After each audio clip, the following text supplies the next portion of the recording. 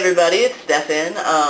This week we're talking about gender in the media, and so I've got some books and some music and I got some movies and stuff like that to show you. So, I guess we'll start with books. A lot of people already said some of the ones I have, so I'll skip them. Let's see. I have Just Dead Hormones, and this is good because it's like memoirs, but then also a lot of definitions and stuff about the process of transitioning from female to male. So memoirs are always good. Let's see. Gendered Bodies.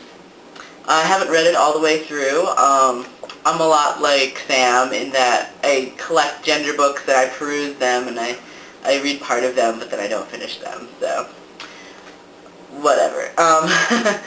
Gendered Bodies is good because it talks a lot about the relationship between people and their bodies and certain parts of the body that are gendered and what happens in different situations where it talks about, I don't know, disability and how that changes the dynamics of your body, and being in prison, being in the military, how the body can be political,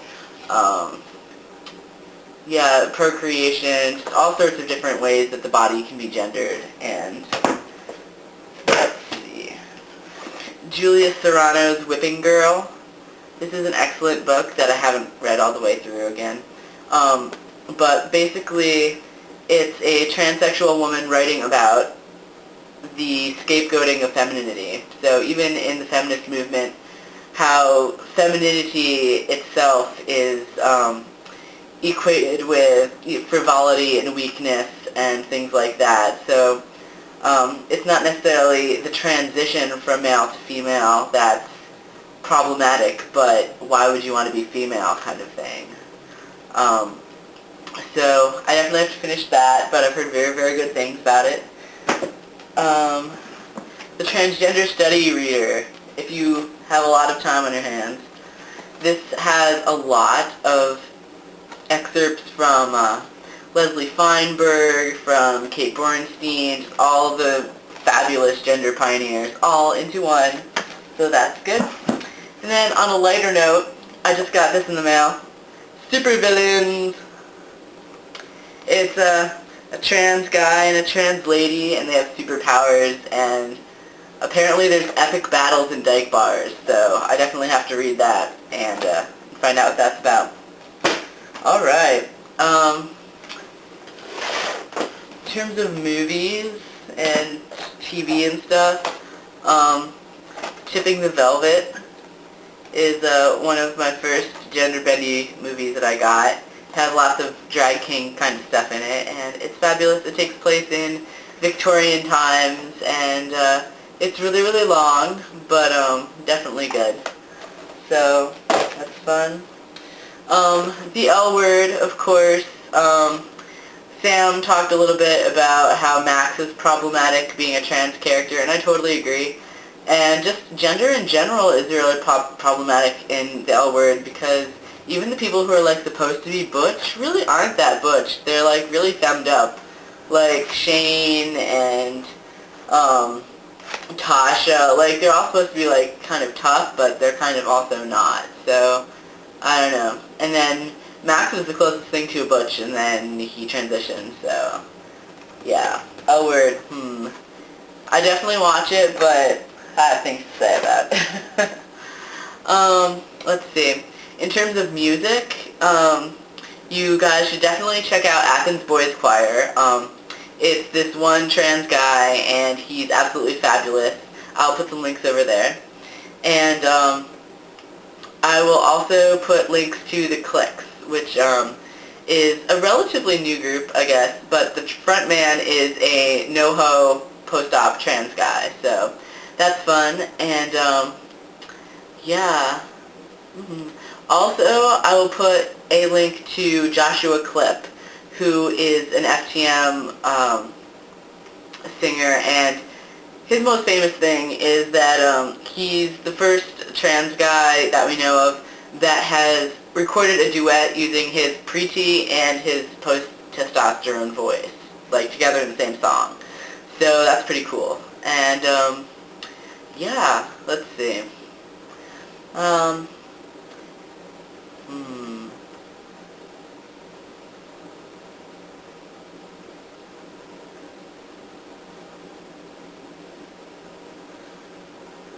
Oh, and I also have this really, really awesome book of transgender erotica, and it's really fabulous and talks about trans people in a sexy but not fetishizing kind of way. So it's completely respectful and good and whatever if you're into erotica. And but yeah, it's gender variant people, so it's strap-ons and it's oh wow, you weren't quite what I was expecting, but it's awesome. So lots of awesomeness. But unfortunately, someone who likes to make a cameo in all of our videos thus far still hasn't returned it to me. So if you're out there and listening, please return my erotica someday. Thank you. Yeah, so, hmm.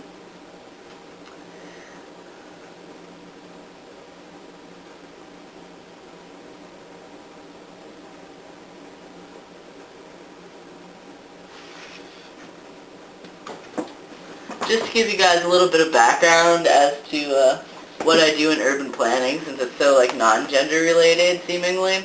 Here's some planning books that have to do with gendering the city, which is really cool. Basically, it talks about how like public spaces are male spaces and private spaces are female spaces and stuff like that, like traditionally. Also, gender and planning, since men and women and others have different needs from space around them. And also body space.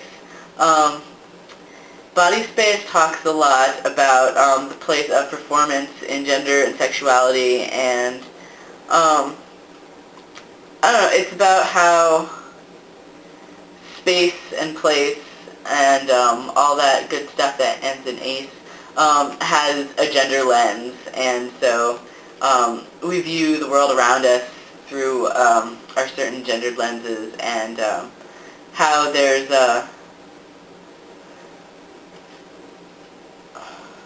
differences between global and local and public and private space and transgression of boundaries and stuff like that. So yay. So that's a little bit about what I do in urban planning that's gender related, and yeah, so I definitely need to read a lot more of the books that I have on my shelf, and hopefully that might be my summer project, assuming that I get into a gender studies program. So hopefully I'll know about that pretty soon, and till then, I'll catch you later. Bye.